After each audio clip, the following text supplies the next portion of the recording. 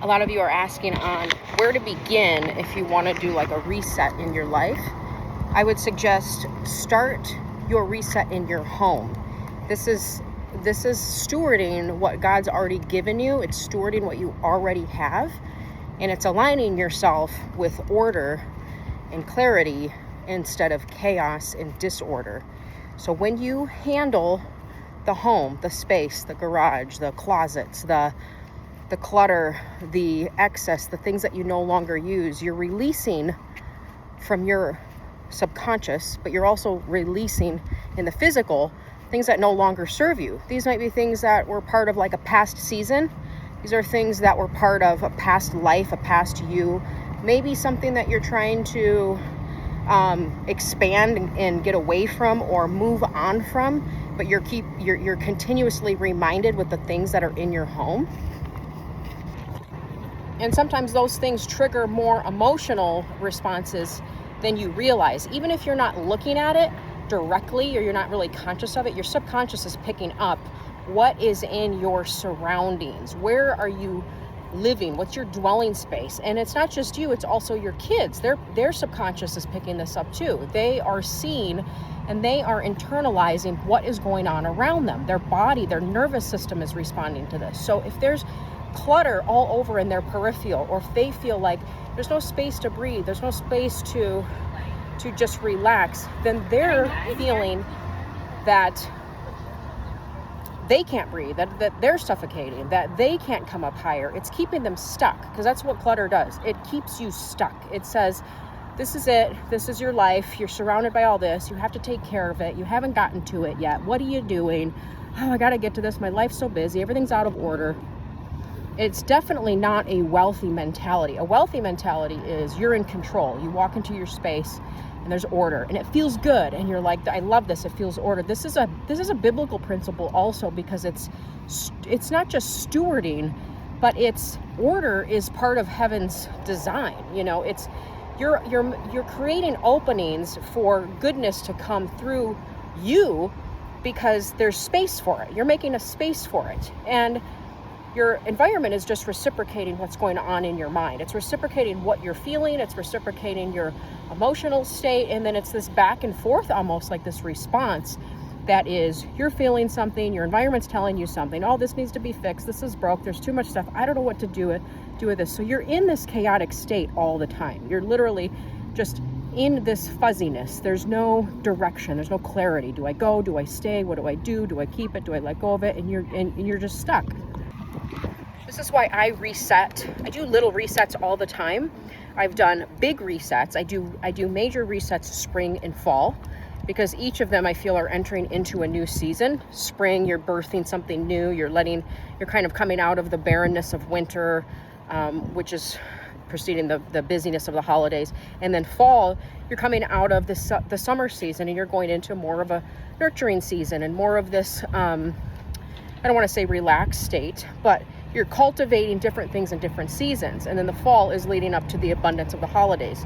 So you're in a rhythm instead of letting the world and the stuff that you have control you and dictate what season you're in. You're in control of it. So there's a big difference when you're walking in this almost heavenly alignment in the rhythm that God has for you. Has absolutely nothing to do with the weather or the external seasons or what's going on. It only has to do with you and what God has for you.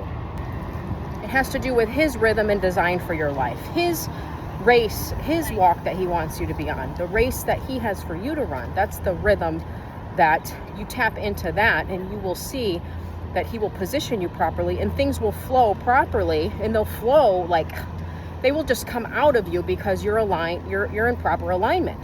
This is when you start seeing things clearer, and this is when you can, the Bible says he gives you the power to get wealth. He doesn't give you wealth, he gives you the power to do it. So you need to figure out, well, if I'm stuck and I'm broke and I'm in debt and I'm frustrated and I'm overweight and I'm living from my house and I've got clutter and stuff and closets that are packed, and I'm not talking about the beautiful things that you decorate your home with and having clothes for different seasons. Those are like a given.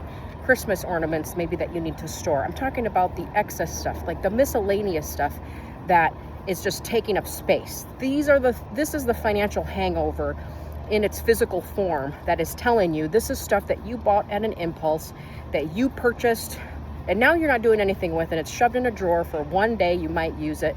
This is why I don't have a lot of like kitchen appliances.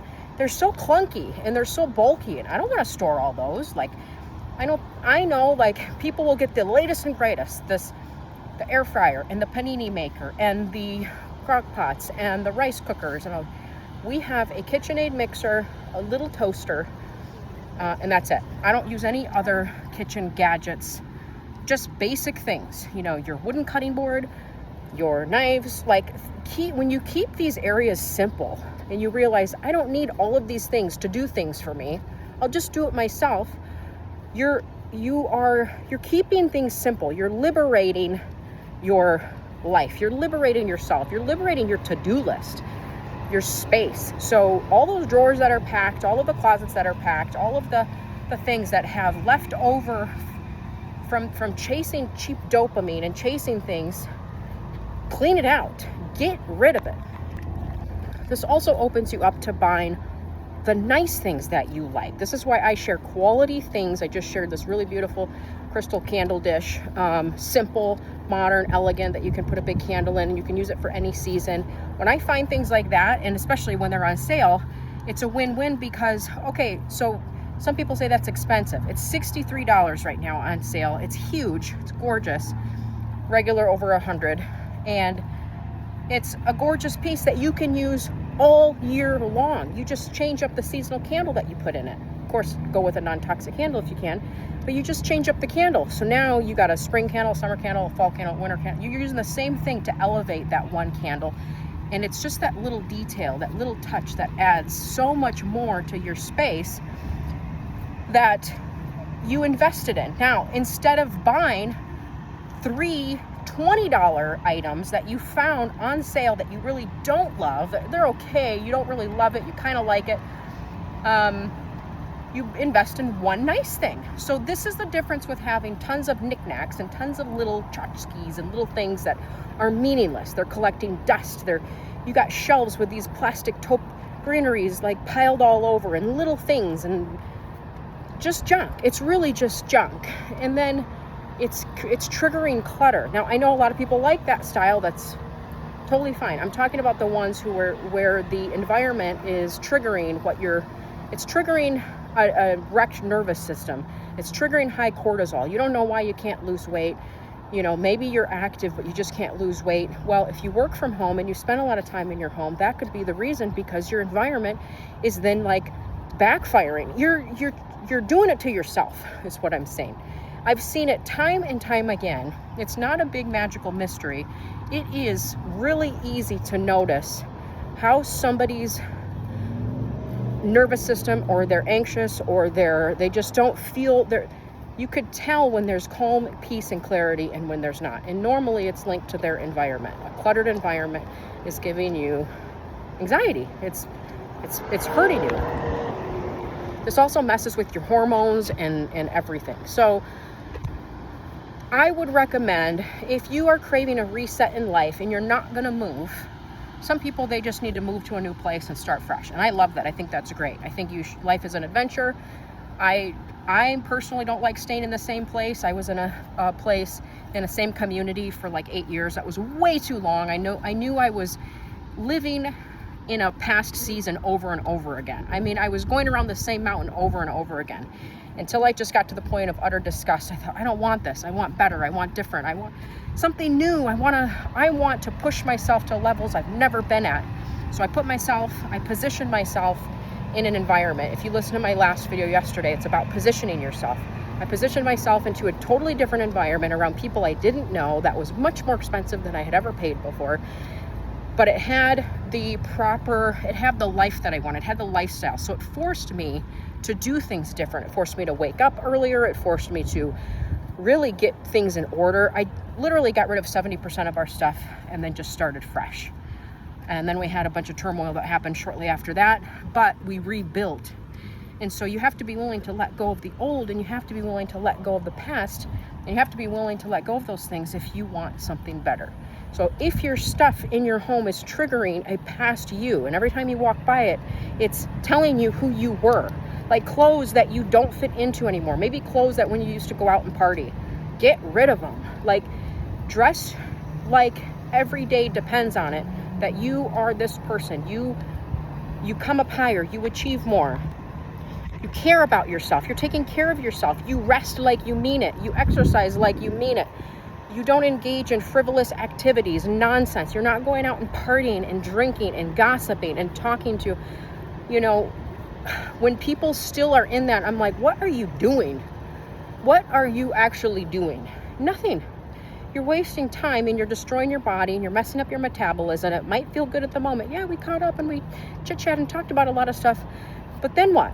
Your body, let's say you drink alcohol on a Friday night, it takes your body 7 days to metabolize through all of that to reset itself. So if you're drinking every weekend, your body's never detoxing. It's never going through that period where it can rebuild itself. And you're just in this constant state of alcoholism. Your liver's on overload. And what happens is your liver is the mothership of your body. So if your liver's on overload, every other area in your body is not able to detox. Basically, it is affecting everything from your skin to your gut to every area. And you may need a liver detox if you haven't allowed your body to go through a period of time without those toxic chemicals from alcohol, or a period of time without eating out. Eating out has tons of seed oils. Most places that you eat out, it's packed with sugars, fats, the sauces, the seed oils. It's not clean meats. So you're absorbing all kinds of hormones, toxins, seed oils, and then you're wondering why you feel like junk. Well, you're putting junk in. It's like the simple thing, junk in, junk out. Yeah, it's true. So you have to give your body and your life like a reset. Like, you need to let's reset this whole place, this whole body, this whole apartment, this whole house. Let's reset life. You can begin again at any time you choose. You just have to say enough with what is, and I'm ready for the future. I'm ready to pull the future into the present. I'm ready for that future self to come now. So I'm going to do the things that I need to do to bring that future self to the current by the moves that I make and the actions that I make. That doesn't mean everything you're going to do is perfect. You're never going to go out to eat. You're never going to shop. I mean, what you're doing is you're just aligning your actions and your words within more of an orderly rhythm instead of this chaotic impulse that is causing all of these results that you don't really want. It's this chaotic impulse that is you're not really thinking clear, and it's creating disorder. It's creating a wrecked nervous system. It's creating all kinds of things in your life, and that's what you got to get in order. You're either the victim or the victor. You're either in control or those things are controlling you. So you decide, am I in control or is this stuff controlling me? What do I want? And if you have to do a little bit of prepping or planning, do it, but then move out from that, because taking action is going to get you a lot farther than prepping and planning. Now, I agree that we should prepare and plan, but without that, if you stay in that stage for too long and you're always prepping, you're always planning, getting ready, you're never going to get ready. You just have to do it. It's like if you're going to read a book about running or working out, well, maybe just hire somebody instead of, going to Goodwill and buying a bunch of junk you don't need. Hire a trainer. I bet you could afford it if you stopped in one area, or instead of going, out to eat, you could hire a trainer or do something. So it's just switching and doing what's what's important, and coming up to a higher level and saying, I'm not messing around with my life anymore. I know God has better for me, and I'm willing to do what it takes. I'm going to be a leader. I'm going to do what it takes for me and my family, and I'm going to make these decisions, and I'm going to come up higher. And I hope you do, because when you come up higher, you're in freedom. You are maximizing every area of your life instead of wasting it.